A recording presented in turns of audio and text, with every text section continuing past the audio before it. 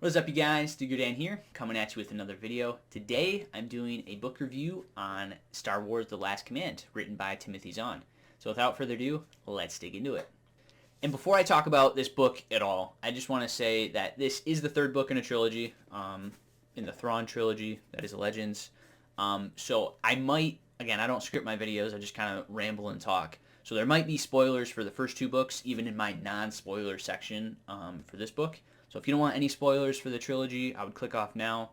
But if you have read those or don't care about spoilers, let's keep chugging along. But like I said, this is still my non-spoiler section for The Last Command. Once I get into details, I'll let you know when it's spoiler time. But yeah, this was the third book in the Thrawn Trilogy, like I said. And I had a good time throughout the entire trilogy. And I thought, like, 90% of this book, like I was halfway through, I'm like, okay, this is definitely the best entry out of the three. But then, like, the first 90%, I was thinking that. And then with the last 10%, that ending, I didn't like the ending. That's not to say I didn't think that's where the ending was going to go. Again, not trying to spoil anything. That's honestly the ending I was expecting to happen, but it just felt very rushed. And it didn't feel like we had enough time. It honestly felt like if we had another 100 pages at the minimum, it would work. But honestly, probably could have had another book to help wrap up the trilogy. But I know there's technically a duology after these three books, and maybe I'll get to those, but I was kind of soured on the ending of this one. Now, that's not to say if you're a big fan of Star Wars and you enjoy books and you somehow haven't read this trilogy yet, that's not to say you shouldn't read it. I feel like a lot of people are probably still going to enjoy this as a whole. In this book in particular, there's a lot of callbacks to the original trilogy with moments between characters, especially like Han and Lando. Talking about the Millennium Falcon, joking back and forth. Because there was a scene where Han Solo was landing the Millennium Falcon, and Lando was with him, and it was like really tight, and there was like some scratching and bumps, and Lando was giving Han Solo some crap. And he's like, well, I still have that sensor dish, or whatever it was called, that at the end of Episode 6, as the second Death Star is exploding around Lando in the Millennium Falcon, he narrowly escapes, and then in so happening, it knocks off that sensor dish. So just kind of a callback to moments like that, to me, is just really funny. And that's not to say that this is only callbacks. This definitely is, the story stands on its own, but you definitely need to have watched the original trilogy at minimum to really understand what's going on. I'm saying even with book one. But Zahn does do a good job of kind of outlining or like kind of setting the bare minimum. Like if you knew nothing about Star Wars somehow and you decided to pick up the first book. But anyway, The Last Command, it picks up obviously after book two. Once they're not the rebellion anymore. I think they're technically the New Republic. We'll just say the New Rebellion government. Once they discover that Thrawn and the Empire has a hidden clone base somewhere where they're churning out clones, and then they use the clones to man the new ships that just happen to be floating in space for 50, 60 years that everybody forgot about, and then they both discovered it at the same time, but the Empire got to it first. Whatever. That whole plot in the last book, kind of iffy. A lot of. I still rated it highly overall. I still rated that book as a 7.32 for book two. But just the plot for me was a little too convenient. This one, the plot isn't as... Well, no, it still has convenient issues. But yeah, this takes place after that, and then so it's kind of the Empire with its newfound army, an army that's growing because they're churning out clones very quickly, and they have the artillery, basically. They just need manpower for it. So it's beginning to look more and more dire for the good guys, and then it's looking less and less dire and more encouraging for the Empire. So it is kind of a tense book, and honestly, it was good. Kind of like I said, just until that ending, which I'll get into soon.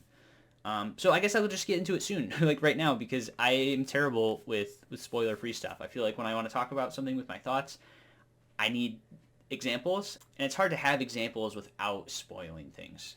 So before I get into spoilers, I'm just going to say, overall, I rated The Last Command as a 7.04, which is still decent for me. I like to say anything above a 5 is something I dig. something I enjoy and would recommend, and anything below a 5 is something I would bury. It's something I wouldn't recommend and suggest you steer away from.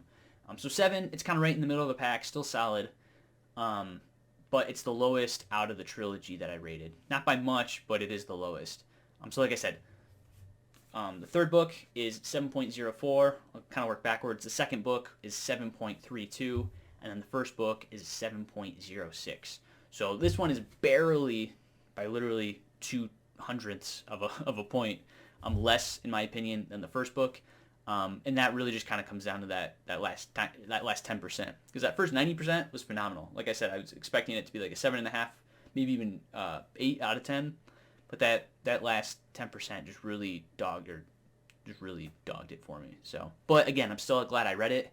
I'm just not maybe as excited to move on to the duology that everyone says I should read after this than maybe I should be. So.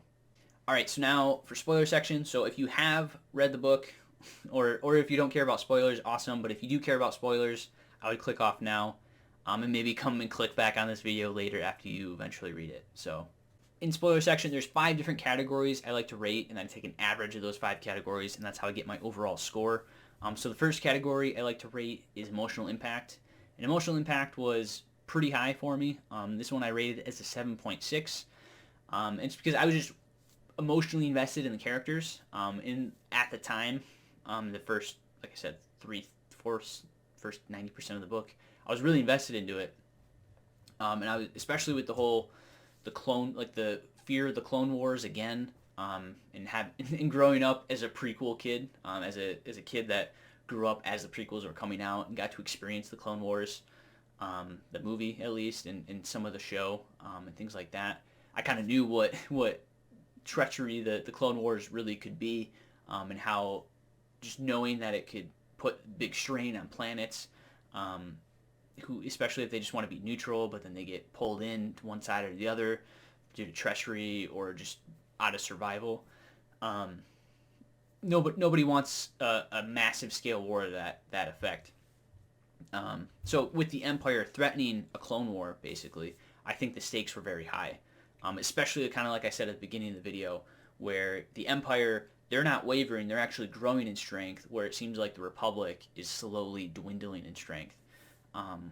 Which is just interesting because the Republic government has only been in effect like 5 or 7 years now. Because the first book is 5 years after the episode 6.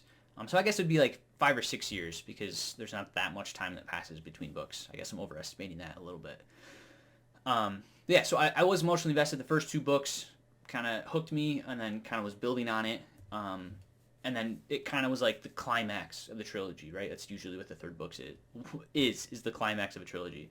But the reason it's not higher than a 7.6, and honestly maybe it should be lower than a 7.6, is because the ending, when Thrawn just gets stabbed by his bodyguard, his Rook, who's a Nagiri, which I'm not going to lie, I never vocalized this, but after book 2, when Leia kind of turned the Nagiri against Thrawn, and then to the good guy's side, I kind of thought, okay, cool, that his bodyguard is Nagiri, Rook, Thrawn's, I mean. So if the Nagiri are really against the Empire, maybe it'll be Rook that betrays Thrawn at the last minute, because he's his closest man. Like, literally, he's at his right-hand man. But something that didn't sit well with me is that when Rook finally does kill Thrawn, or stabs him, and you see the pool, or the blood pooling across his white garment, his white jacket, and it just said, his eyes glaze over and he's dead. That should be a moment that was like very high emotionally impact-wise. That should be like, oh crap, oh shit moment. But for me, it kind of was, but then I like sat for a second, I'm like, wait. Why would Rook do that? Because he never communicated with any of his Nagiri clansmen at all. At least not that we saw. And that was never explained. Say, oh yeah, I talked to my clan mother or whatever, and she said that, screw the Empire. So I did this for the Empire. He just is like, yeah, this is for... Like, for me, that didn't land because we never saw him have any communication with any Nagiri. Like, there's no opportunity for that. So for me, I find that really hard to believe that he was with the rest of the Nagiri against the Empire when he never communicated with them. So for me, that was really hard to believe.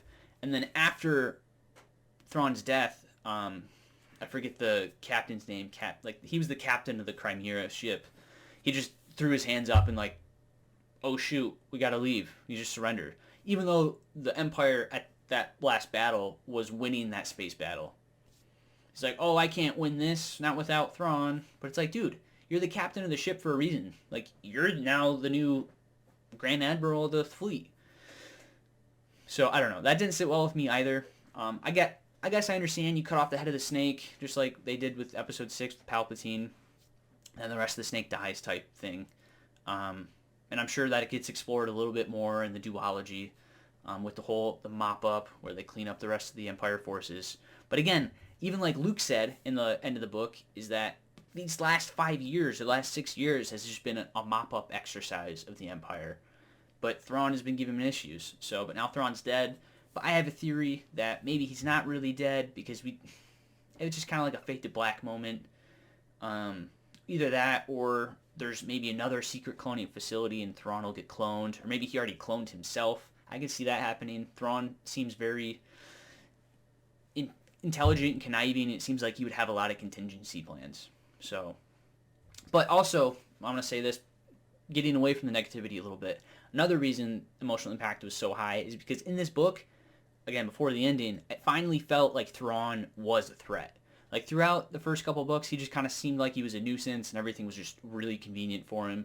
But this one, you could really actually see his gears turning and him kind of manipulating people around him, and manipulating situations to help best serve him and best serve the Empire and have the best outcome for him and the Empire.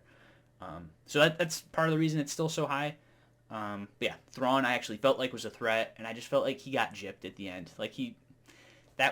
Again, I think it makes sense because, again, Rook is a Nagiri, and the Nagiri turned against the Empire, but I just never saw that transition for Rook, where he had that communication with a fellow Nagiri. So anyway, I'll stop beating a dead horse. Alright, next category I like to rate is characters. Characters I rated as a 7.8 out of 10, which for me is pretty high. I felt like, again, that a lot of the characters were kind of coming into their own if they weren't already. It didn't, like I said, there were a couple callbacks like that between Han and Lando in that one scene that I already described, but it didn't really seem like it was using those as a crutch at all. It's more just like, hey, remember this cool callback? That's, in my opinion, that's kind of what Zahn was doing. But aside from that, it was a brand new story in moving forward, and I like that. Thrawn, like I said, he really started to feel more like an actual threat instead of just like a convenient head of the Empire that it's like wagging the finger at. Oh, you dirty Thrawn, like it actually felt like he was conniving and very smart and intelligent with his decision making. And then the crazy Dark Jedi C'baoth, he's very annoying. I thought he was very annoying, but I think he was meant to be annoying. So I think, again, he makes a good character. He's kind of conniving as well, where he thinks he's getting the better of everyone, but he focuses is leaning on the Force too much to make that happen, and he's maybe not as strong in the Force as he was originally thinking, or at least his confidence is. And then, again, you got basically the original cast. You got Luke, you got Leia, you got Han, you got the droids, C-3PO and R2, you got Chewbacca, you got Lando Calrissian. You even have some new characters that were introduced, like the smuggler Card. He kind of came into his own more, became more of an ally of the New Republic, or the New Republic. Again, I forget what they're actually called.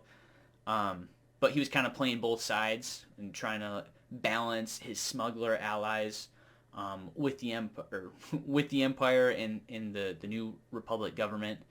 And I thought that was really interesting. I think it was maybe focused a little on that too much, but as far as character-wise, I think it was good. It introduced some more, or we got to see more character moments with some of the smugglers, made them feel like more real people instead of just caricatures, like you see in a lot of Star Wars stuff. But yeah, characters overall, it was the highest thing. I don't know if I said that, at a 7.8. So, all right, now the third thing I like to rate is plot, and plot is the lowest thing I rated, definitively. I rated plot for this book is I rated plot for this book is a 5.3, which is not great. Like I said, anything above a 5 I technically like, and this was just on that cusp of liking, because building up to that ending, it was okay, but I just feel like the ending was rushed. The ending really killed the plot for me, because I think, again, because then it made me rethink some things. I'm like, okay, did we really have to spend this much time with Card and the smugglers? I don't think so. Did we really have to spend this much time on Coruscant? I didn't think so. Because then, like, there should have been at least a chapter, or at least 2 or 3 pages, where Rook, we saw somehow communicate with the fellow Nigiri. Or maybe all it had to be was Card go to the Nigiri planet for a page, or a chapter, just a couple pages. Him realizing that the Nigiri are kind of turning against the Empire a little bit, maybe punish some of them, and then it would make me believe that Rook would turn against Thrawn. Maybe that would be too convenient or like too obvious for that to happen if Zahn did go back and do that, but I don't know. Like, it just isn't believable that Rook would turn against Thrawn when he's Thrawn's man the entire time. We never see him communicate with any Nigiri to turn, you know? So that was really the thing that killed it for me. Also, I didn't really touch about this yet, but with C'baoth at the end, like, just going crazy mad, but also having cloned Luke, so you get Luke, where it's like Luuke. Like, the cloning of Luke didn't bother me so much. It didn't really surprise me that the Empire managed to have Luke's hand that got cut off on Bespin and the lightsaber that was in the hand. That, to me, makes sense. But for C'baoth to be the one to construct, like, illustrate that or make that happen, I don't know, I thought that was a little too convenient. I just think C'baoth, again, like I said, he's an annoying character, but I think Zahn wrote him appropriately for the story. But still, I just didn't like C'baoth. Like, he's so arrogant, and he already had Mara Jade and Luke in his hand at one point, and he tried to convert Luke. Luke was being nice to him about it. He's like, Luke was just trying to learn, because he saw C'baoth as a Jedi Master, because that's what C'baoth claims. And C'baoth is really strong in the Force. So Luke doesn't really have any reason to distrust him. But then in the last book, when C'baoth shows his cards that he's really dark side, really not fully there in the head, and then Luke leaves and brings Mara with him off the island, or off the planet. Yeah, and then after they left, then it was C'baoth's whole thing of, oh, I just got to get them back. I know I can convert them. And it's like, I don't think you can, though, dude. Like, you know it's not going to happen. And then when he finally does have them in his hand, and then Leia conveniently happens to be there too. That's another thing. Why would Leia leave Coruscant? Like, I get she wants to go help her husband, go help her brother, but you just had twins. You just had 2 babies. I don't believe that you don't love your children enough that you would stay there and try to, like, you would go and endanger yourself and then potentially make orphans of your children. Like, that, to me, that is hard to wrap my mind around. Like, I get it. There's a lot of hard calls sometimes to make for parents. But I don't think that's the right call for her. I think she should have figured something else out. Like, Card was already going to go there anyway to help Jade. Just have him do it by himself. Or maybe send some troops with him. Like, I don't know. To put yourself in danger, too, I think really pulled the plot back for me a little bit. Maybe that's more of a character thing. I'm not sure. But I find that personally hard to believe.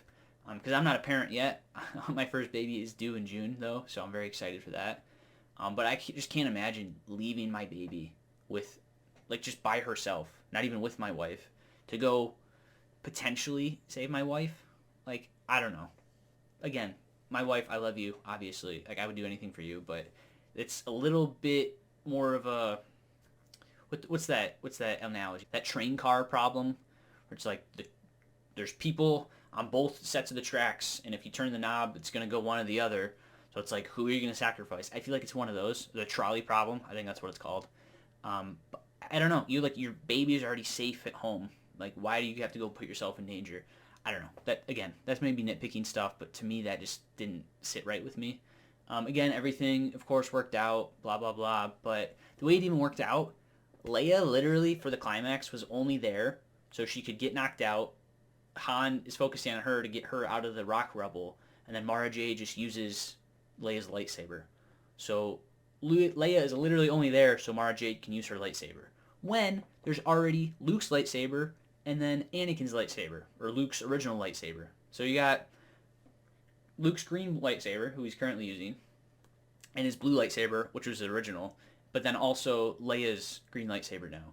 So, but the way, when she picked up Leia's lightsaber, one of the other lightsabers, I forget which one, was also within her force reach that she could have used that wasn't used on the ground. So, I don't know. Which just pulls that plot back even worse for me, in my opinion. But again, maybe that's nitpicky stuff, but that's why plot is as low as it is for me. Alright, next thing I like to rate is dialogue and prose. Dialogue and prose for this book is a 7 out of 10. So it's not bad. It's not amazing.